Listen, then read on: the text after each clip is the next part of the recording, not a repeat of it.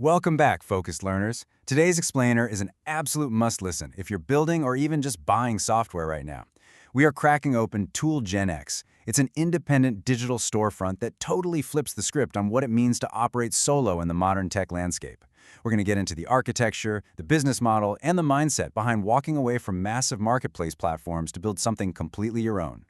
Right out of the gate, their core ethos just hits you. Stop renting AI tools. Own the toolkits you ship with.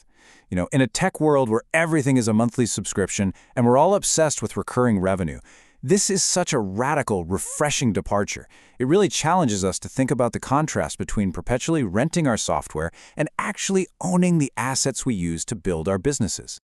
All right, so here's our roadmap for this explainer. First, we'll look at the solo builder's pivot, including a pretty rough failure involving literally one sale.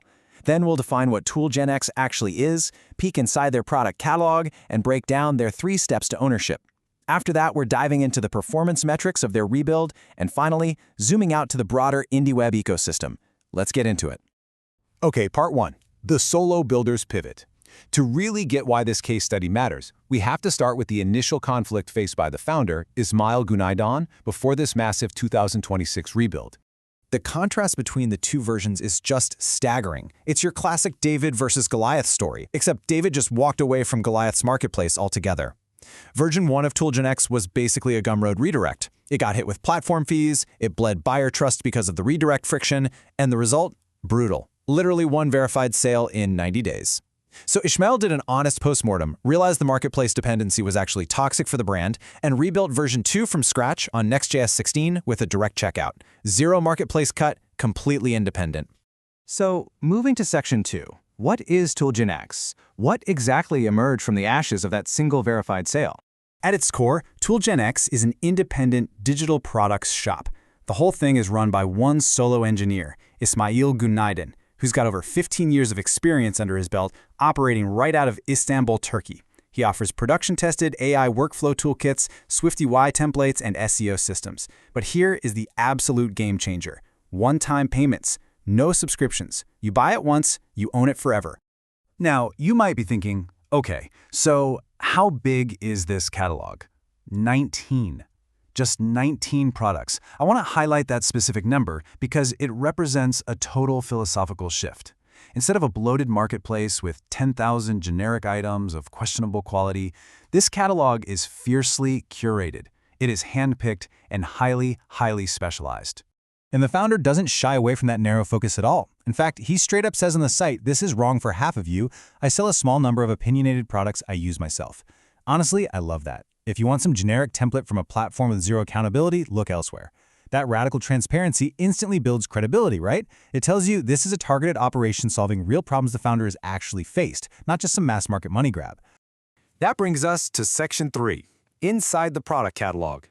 If there are only 19 of these super opinionated products, what exactly are we dealing with?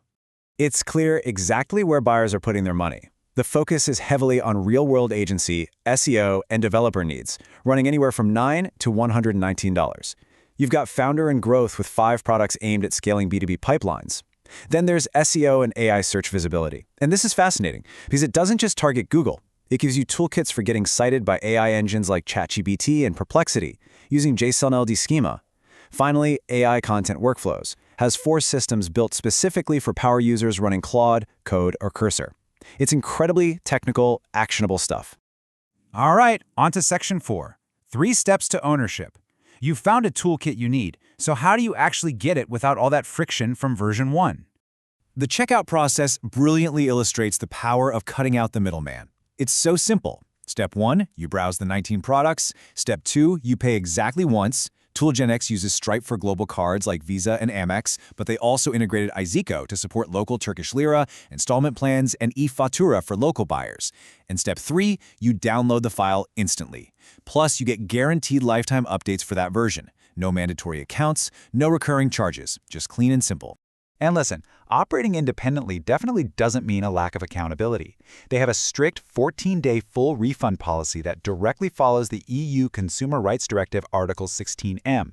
They use a fully compliant dual consent download pattern. It really proves that you can run a solo, direct-to-consumer shop and still offer legally binding, world-class consumer protections. Okay, Section 5. Rebuilding for performance. This is where we get into the hard data. We know version 1 failed, so let's look at the empirical climax of why leaving that marketplace architecture was an absolute technical triumph. The leap in performance here is just incredible. ToolGenX version 1 was sitting in a Google Lighthouse performance score of 56. By ripping out that redirect and moving the catalog over to a modern Next.js 16 app router and Supabase stack, version 2 absolutely skyrocketed to a 96. That is a massive 71% improvement. And if you're running an SEO and growth-focused storefront, you know that kind of speed is literally the difference between a bounce and a conversion.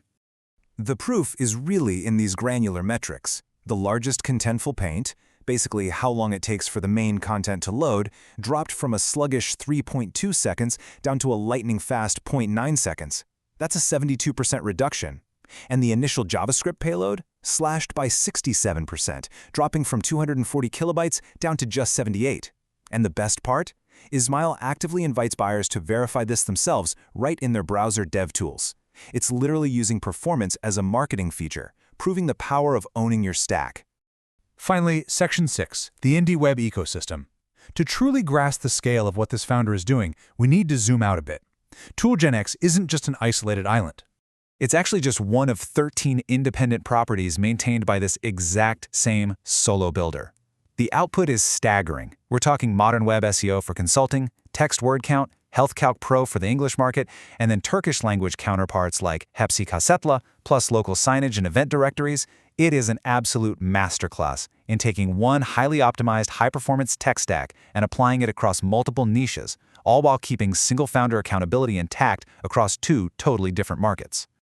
Which brings us to our final thought for today. We've seen the raw technical performance, the curated catalogs, and the serious advantage of dropping the middleman. By focusing on ownership rather than renting, ToolGenX went from a slow, redirecting platform with one measly sale into a lightning-fast, high-converting ecosystem. So, I gotta ask you, as a focused learner and a builder yourself, looking at your own monthly subscriptions and platform fees, are you ready to stop renting and start owning your workflow? Think about that as you review your tech stack this week. Thanks for joining me on this explainer, and keep building.